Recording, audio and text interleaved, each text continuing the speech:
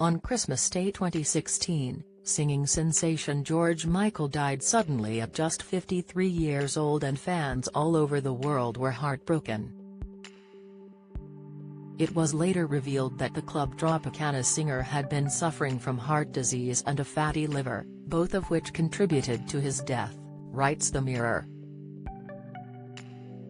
The star had drug abuse issues, and his physician has said that he believes George knew that his days were coming to an end. New Channel 4 documentary George Michael, Out aired last night all about the singer's life, and according to medic Simeon Neil Asher, George displayed classic signs of a man getting his affairs in order. But he said that George wasn't at all distressed and actually had a sparkle in his eye for the first time in a long time. The pop legend was aware that his health was fading badly, but still managed to make others laugh by making jokes in his final days. Mr. Neil Asher, who treated George at his North London home 3 weeks before he died, said that he believed that the singer had accepted his mortality. Osteopath Simeon, who treated George for 30 years, previously told The Mirror, "When I last saw him he was in good spirits.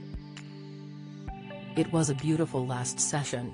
We had a really weird conversation, it was interesting and it was strange. Sometimes people know they are going to die and they get everything in order.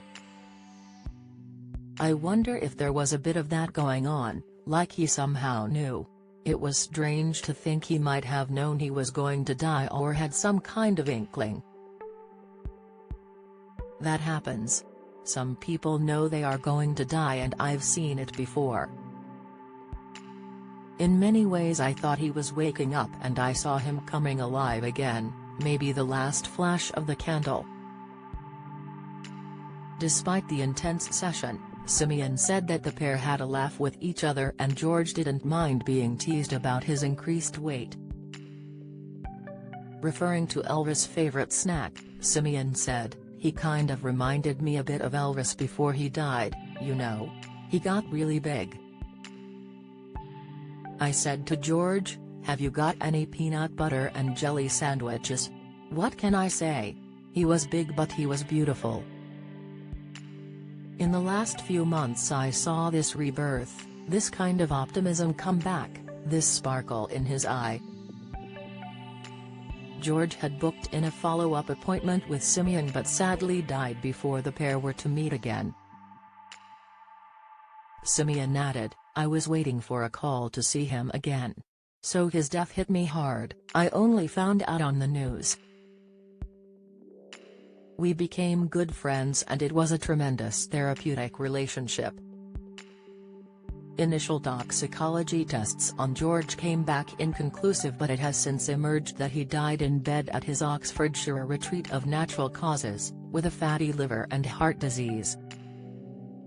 He was found on Christmas Day by boyfriend Fadi Fawaz, 43.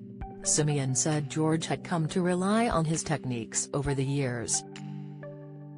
He met George in the 1980s after being introduced by mutual pal Martin Kemp, 55, of Spandau Ballet fame. Simeon set up the Back Into Shape clinic just yards from George's home in Highgate. He went on, "We hit it off from the first treatment. I started working with him when I was 27. He was a massive superstar and I was a lowly osteopath. It reminds me of the King's Speech when this man came in and he turned out to be the King of England. I was very close to him and loved the man very much.